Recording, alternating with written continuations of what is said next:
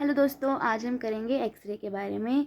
तो जब हमारे पास फास्ट मूविंग इलेक्ट्रॉन जो है हाई एटॉमिक नंबर वाले टारगेट से फॉल करवाया जाता है तो एक्सरेज जो प्रोड्यूस करती हैं। तो जब ये फास्ट मूविंग इलेक्ट्रॉन जो अप्रोच करता है target of high atomic number तो वो डीएक्सिलेट कर जाता है और इलेक्ट्रोमैग्नेटिक थ्योरी के अकॉर्डिंग वो रेडिएशन एमिट करता है। उसी रेडिएशन को जो वो एमिट हुई एक्सरे बोला जाता है। But only fraction 0.5% of energy जो इलेक्ट्रॉन्स की है वही कन्वर्ट होती है एक्सरेज में, बाकी जो है कन्वर्ट हो जाती है हीट में।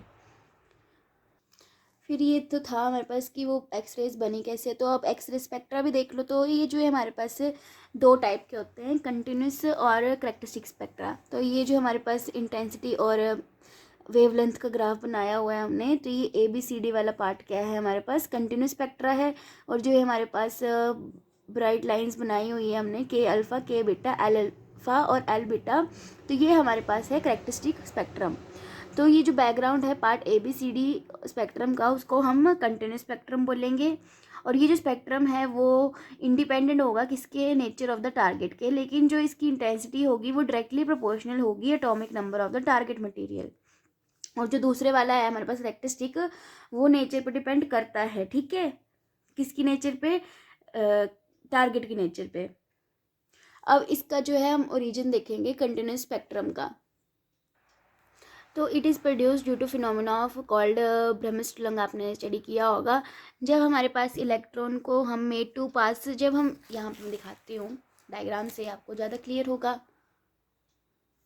तो जैसे हमारे पास ये हमारे पास न्यूक्लियस है, ये हमारे पास इलेक्ट्रॉन्स हैं, ये के शेल, ये एल शेल। ठीक है, जब हमारे पास हमने इलेक्ट्रॉन जो है न्यूक्लियाई के पास से गया,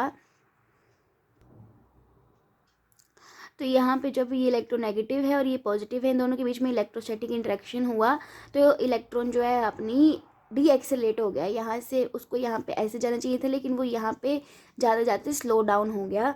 स्लो डाउन होगी इलेक्ट्रॉन की स्पीड, डी एक्सेलेट हो गया मतलब। और they are deflected from their part due to strong electrostatic interaction between electron and target nucleus के बीच में।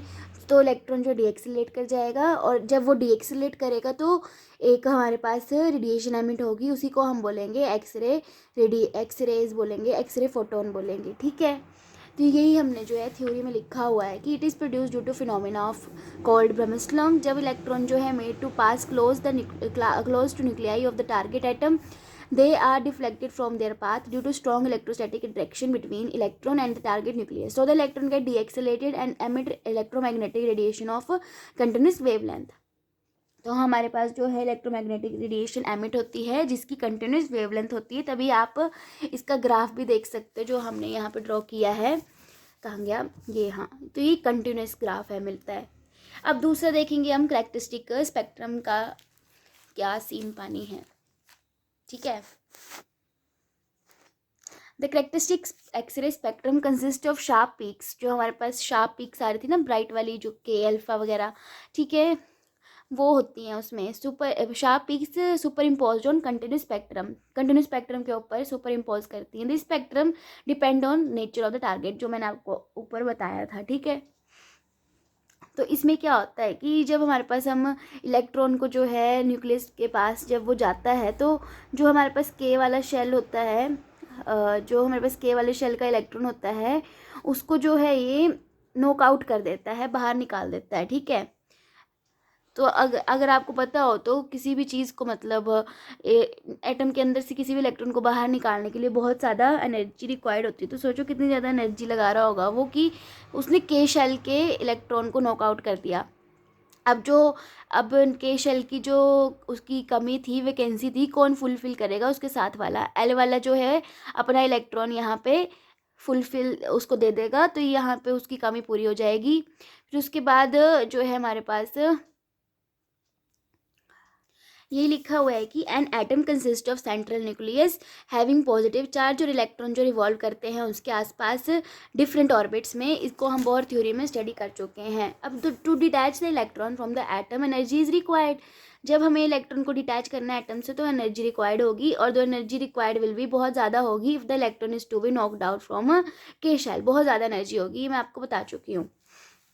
अब उसके बाद होगा क्या, when electron is made to bombard on the target, the incident electron में knock out electron from K shell of the atom and target and vacancy is created in K shell and this vacancy is filled by electron from L shell और the line thus appears in the spectrum is called K alpha. जैसे हम देख सकते हैं, जैसे यहाँ पे L shell से इलेक्ट्रॉन आएगा, के को फुलफिल करेगा, तो जो लाइन बनेगी हमारे पास के अल्फा होगी। अगर वो जो है इलेक्ट्रॉन आएगा के में, अगर एम से, वहाँ मर्जी है ना, कहीं से भी आ सकता है, एम से आया तो के बीटा और एन से आया तो के गामा। और अगर हमने नॉकआउट जो हमने इलेक्ट्रॉन हुआ अगर एल शेल से हुआ तो उसके साथ वाला यहाँ से के से नहीं आएगा, पीछे वाले से ही आएगा, तो यहाँ पे ये एल अल्फ़ा हो जाएगा। और जब एन से आएगा तो एल बीटा, और जब यहाँ पे से आएगा तो एल गामा हो जाएगा। तो ये तो लाइन मैंने आपको बता दी, बाकी आप रीड आउट कर सकते हैं। यहाँ पे मैंने यही लिखा हुआ है जो मैंने एक्सप्लेन किया। If the vacancy is filled by electron from M shell the line is called K beta. तो ये थी हमारे पास ओरिजिन ऑफ कैरेक्टरिस्टिक स्पेक्ट्रम। फिर उसके बाद देखो कि अगर ई के और ई एल जो है एनर्जी होगी इलेक्ट्रॉन के एंड एल शेल, और म्यू जो है हमारे पास फ्रीक्वेंसी है एमिटेड एक्सरे की, तो हमारे पास एच म्यू क्या आ जाएगा, ई एल माइनस ई के, और म्यू की वैल्यू आ जाएगी हमारे पास E L minus E K upon H. The wavelength of emitted X ray is given by, wavelength का फॉर्मूला लगाएंगे सी ऊपर म्यू, म्यू का फॉर्मूला जो हमारे पास ऊपर वैल्यू निकली उसको पुट कर देंगे। तो यहाँ पे हम देख सकते हैं जो वेवलेंथ ऑफ दीज लाइंस के एल एम की है वो डिपेंड करती है atomic number of the target, मतलब जो मैंने आपको पॉइंट बताया था द नेचर ऑफ टारगेट पे डिपेंड करती है। तो ये था हमारे पास ओरिजिन ऑफ कंटिन्यूस स्पेक्ट्रम और origin of characteristic spectrum. I hope आपको समझ आ गया हो।